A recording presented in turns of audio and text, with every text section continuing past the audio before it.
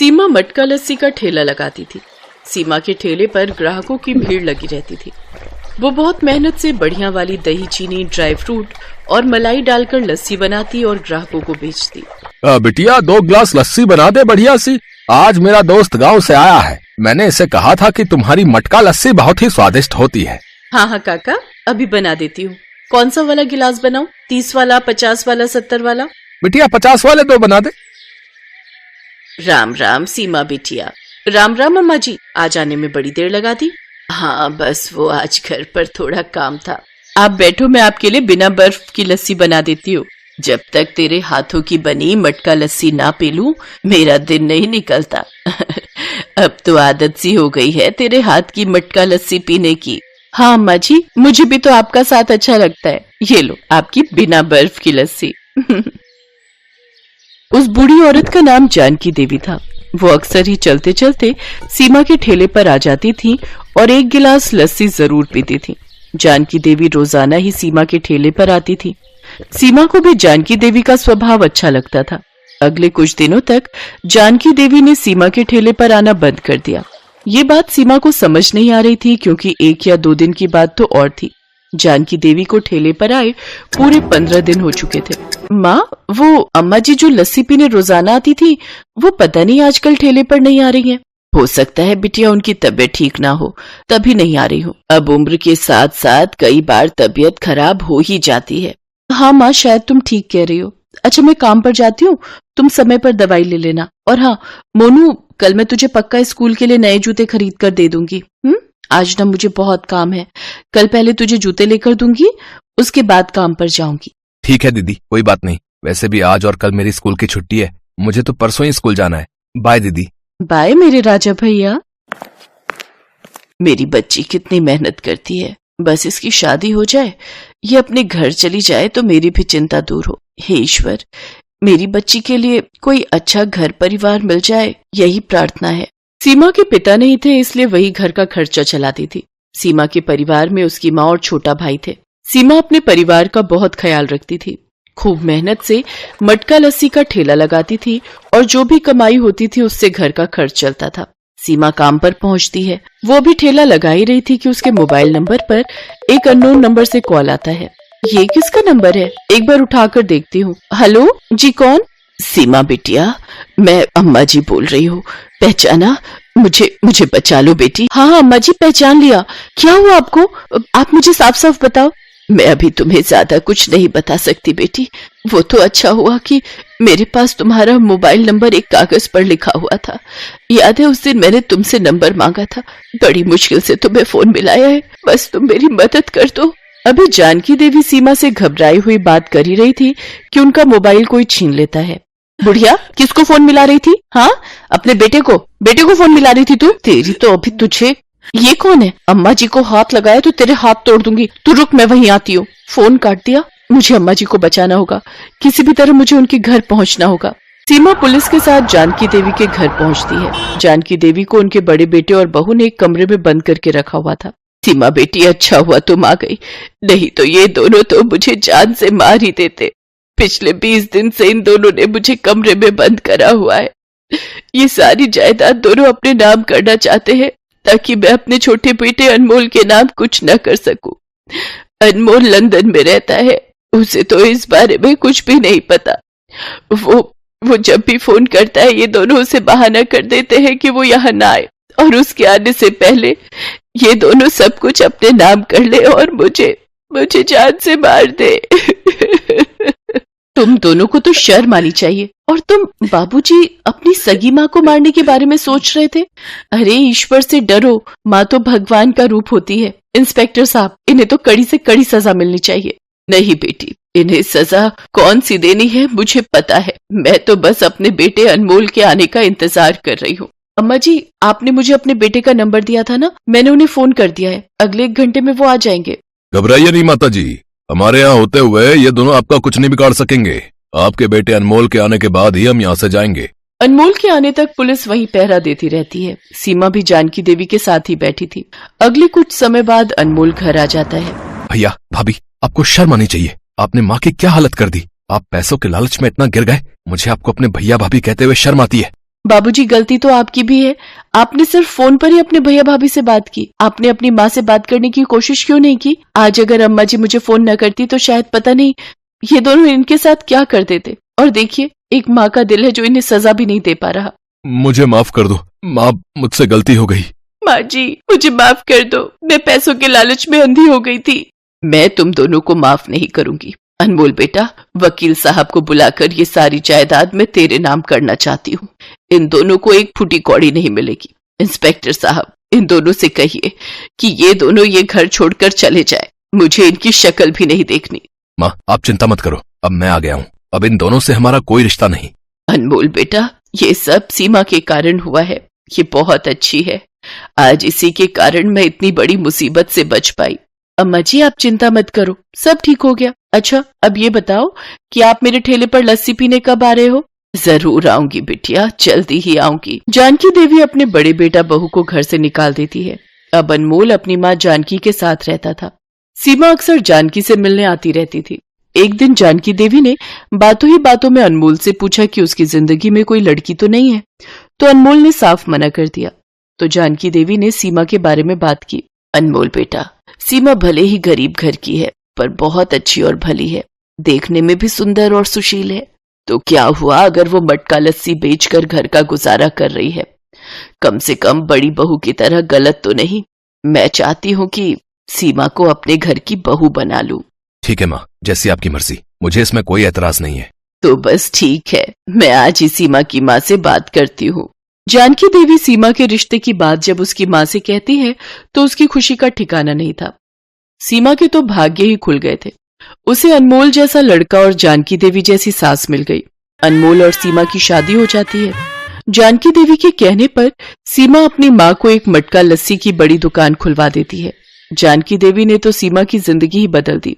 अब उसे अपनी माँ और छोटे भाई की भी कोई चिंता नहीं थी। आज एक मटका लस्सी बेचने वाली गरीब लड़की एक बड़े घर की बहू बन गई थी, और ये सब उसके अच्छे कर्मों का ही फल था।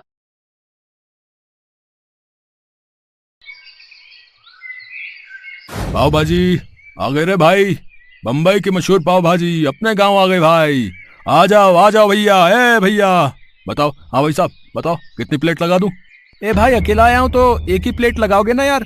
और सुनो, जरा एक बात तो बताओ, तुम्हारा ठेला तो यहाँ कई सालों से देख रहा हूं मैं, फिर तुम्हारी पाव भाजी बम्बई कब होकर आ गई भाई? अरे भैया, पाव भाजी नहीं बल्कि मैं होकर आया हूं बम्बई। वहां पूरे 6 महीने एक होटल में काम सीखा। और काम क्या, सच बोलूं तो पूरा दिल लगाकर ये पाव भाजी बनाना ही सीखा मैंने। आपने मेरे बाबा को देखा होगा यहाँ पर ठेला लगाते, मैंने तो बस अभी अभी काम संभाला है। हाँ, जानता हूँ तुम्हारे बाबा को, भोला यही नाम है ना उनका।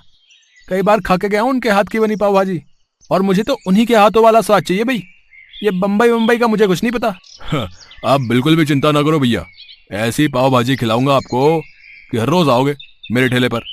ये लो, खा के देखो, और जो मेरी बात गलत हो तो कहना। इतना कहकर शंकर ने उस ग्राहक की तरफ गर्मा गर्म पाव भाजी की प्लेट बढ़ा दी और फिर, हाँ भैया अब बोलो, मजा आया कि नहीं?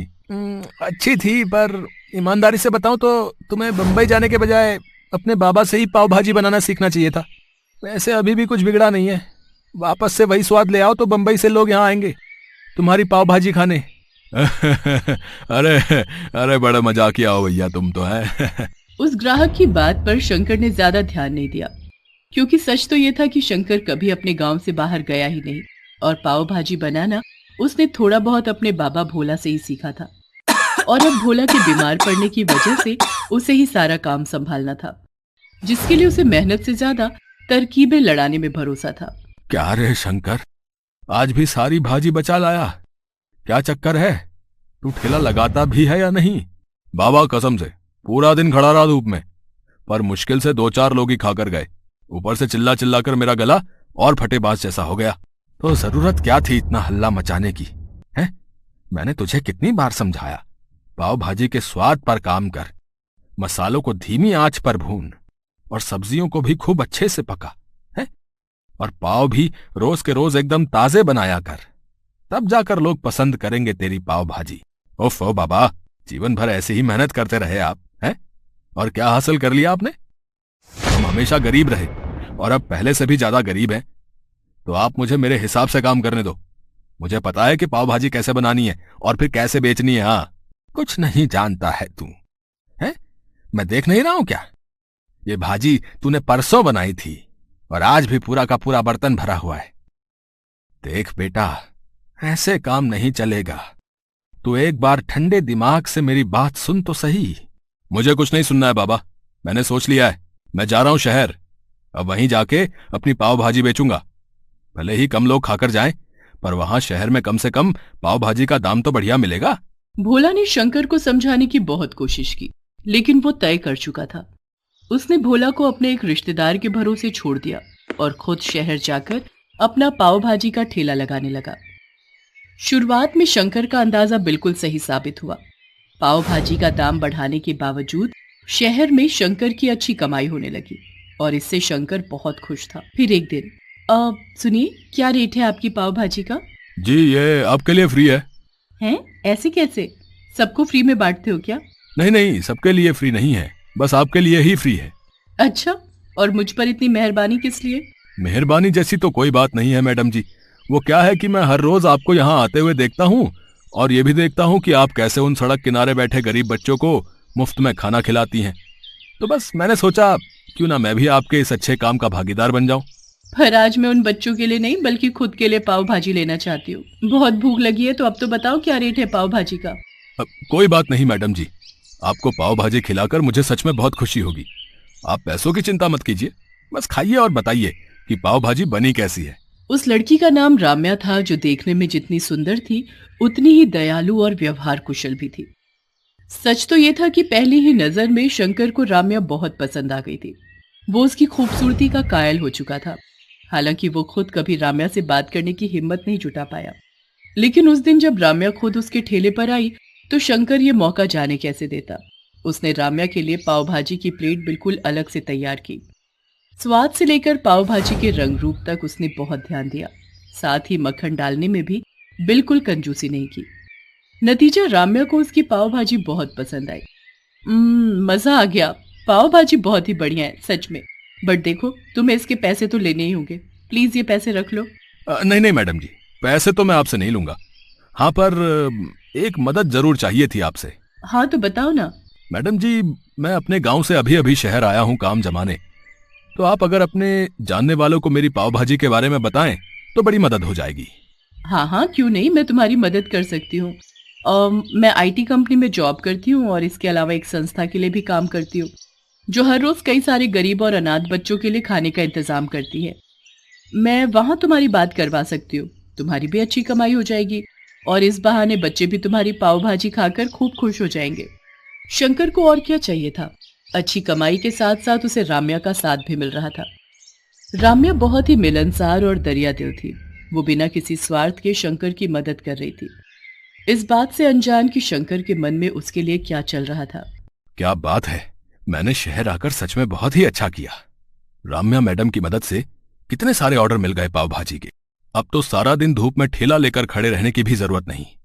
ऐसे ही चलता रहा तो बहुत जल्द मेरे दिन बदल जाएंगे और फिर मैं मैडम जी से अपने दिल की बात कहूंगा।